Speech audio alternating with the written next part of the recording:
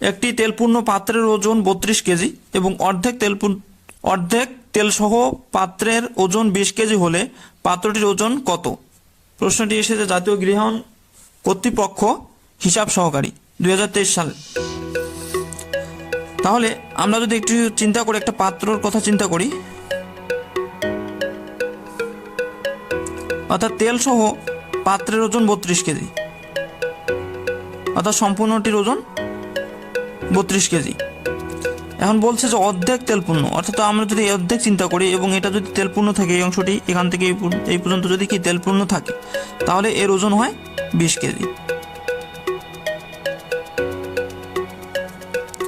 কিন্তু আমরা যদি একটু লক্ষ্য করি, যেখানে কিন্তু সম্পূর্ণ তেল সহ পাত্রের ওজন 32 কেজি, তাহলে অর্ধেক তেলপূর্ণ পাত্রের ওজন কত হওয়ার কথা? 20 - 16। তাহলে আমাদের যে এই অংশটুকু, অর্থাৎ অর্ধেক তেলপূর্ণ পাত্রের ওজন কত হবে? 16 কেজি। অর্ধেক তেলপূর্ণ পাত্রের ওজন, অর্থাৎ এখান থেকে আমরা বলতে পারি যে সম্পূর্ণ তেলপূর্ণ পাত্রের ওজন যদি 32 কেজি হয়, তাহলে অর্ধেক তেলপূর্ণ পাত্র, অর্থাৎ এই অংশটুকু তেল পূর্ণ থাকলে তাহলে তার ওজন কত কেজি হবে? 16 কেজি। কিন্তু বলে দেওয়া আছে যে অর্ধেক তেলপূর্ণ পাত্রের ওজন 20 কেজি, তাহলে কত কেজি অতিরিক্ত? তাহলে অর্ধেক তেলপূর্ণ পাত্রের ওজন কতটুকু বেশি? অর্ধেক তেলপূর্ণ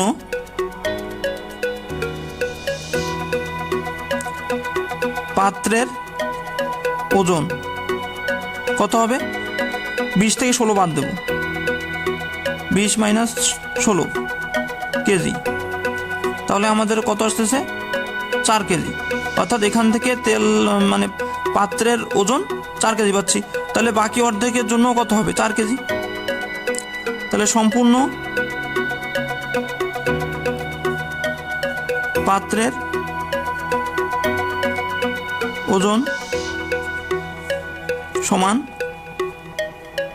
2 × 4 কেজি সমান 8 কেজি।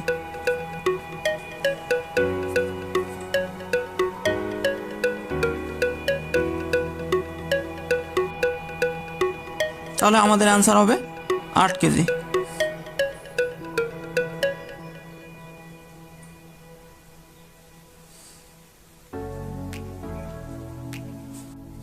আচ্ছা, আমরা অপর একটি প্রশ্ন লক্ষ্য করি। 1 থেকে 10 পর্যন্ত বিজোড় সংখ্যাগুলোর গড় কত? অর্থাৎ গড়ের একটি প্রশ্ন, যেটা 34তম বিসিএস প্রিলিমিনারি টেস্ট 2013 সালে আসা একটি প্রশ্ন।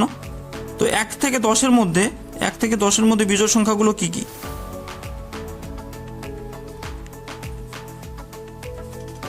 1, 3, 5, 7, 9 কয়টি সংখ্যা? 1টা, 2টা, 3টা, 4টা, 5টা সংখ্যা। তাহলে এই সংখ্যাগুলোকে যদি আমি যোগ করে দেই, যোগ করে দিয়ে যদি আমরা 5 দ্বারা ভাগ করি, তাহলে কিন্তু আমাদের বিজোড় সংখ্যাগুলোর গড় বের হয়ে আসবে। তাহলে এটা যোগ করলে যোগফল হয় 25 ভাগ 5, তাহলে আনসার হবে 5। অর্থাৎ 1 থেকে 10 পর্যন্ত যে বিজোড় সংখ্যাগুলো আছে তাদের গড় হবে 5। কিন্তু যদি বলা থাকতো 1 থেকে 100-এর মধ্যে বিজোড় সংখ্যাগুলোর গড়, তাহলে আমরা কিভাবে সলভ করব?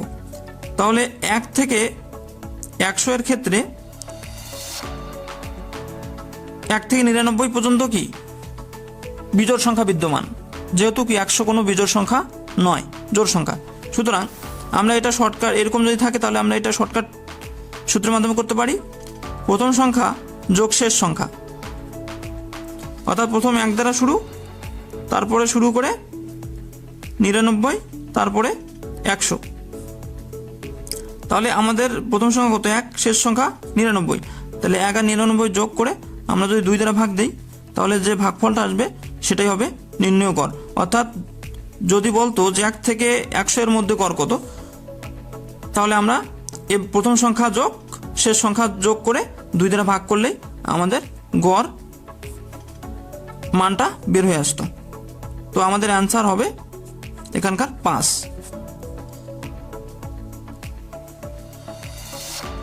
আচ্ছা, আরেকটি প্রশ্ন লক্ষ্য করি। 10 জন বালকের বয়সের গড় 15 বছর, একজন বেশি হওয়ায় বয়সের গড় 16 বছর। একজন বালকের বয়স কত? অর্থাৎ যদি 10 জন বালক হয় তাদের বয়সের গড় 15 বছর, একজন যদি বেশি হয় তাহলে বয়সের গড় হয় 16 বছর। তাহলে ওই একজন বালকের বয়স কত সেটা আমাদের বের করতে হবে। তো প্রথমত আমরা এভাবে লিখতে পারি 10 জন বালকের বয়স অর্থাৎ টোটাল বয়স ভাগ তাহলে 10 জন। তাহলে আমরা যদি 10 জন বালকের বয়সকে যোগ করি, 10 দ্বারা ভাগ করি, তাহলে সেটাই কিন্তু ওই 10 জন বালকের গড় বয়স হবে। তাহলে গড় বয়স কত দেওয়া আছে? 15 বছর। তাহলে এটা সমান হবে 15 বছর। তাহলে 10 জন বালকের মোট বয়স কত? মোট বয়স হবে 150 গুণ 15 গুণ 10 বছর সমান 150 বছর। কিন্তু বলা হচ্ছে যে আরেকজন বেড়ে গেছে, তাহলে 150 যোগ ধরে নিলাম যে একজন বালকের বয়স x বছর। তো এটার যদি গড় করি, অর্থাৎ এখানে 10 জন আর এখানে একজন, তাহলে আমাদের মোট বালক কত হলো? 11 জন। তাহলে আমরা 11 দ্বারা যদি ভাগ দেই তাহলে তাদের গড় বয়স হয় 16 বছর। তাহলে এটা সমান 16। তাহলে আমরা লিখতে পারি 150 যোগ x সমান 16 গুণ 11, বা আমরা এটিকে আরও লিখতে পারি 150 যোগ x সমান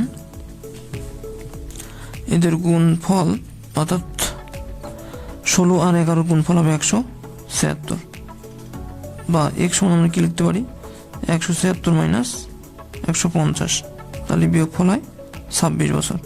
তাহলে ওই একজন বালকের বয়স 26 বছর। তাহলে অ্যান্সার আমাদের খ।